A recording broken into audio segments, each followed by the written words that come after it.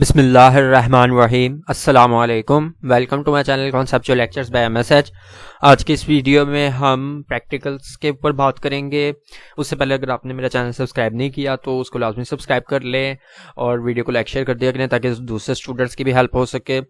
तो video start करते हैं।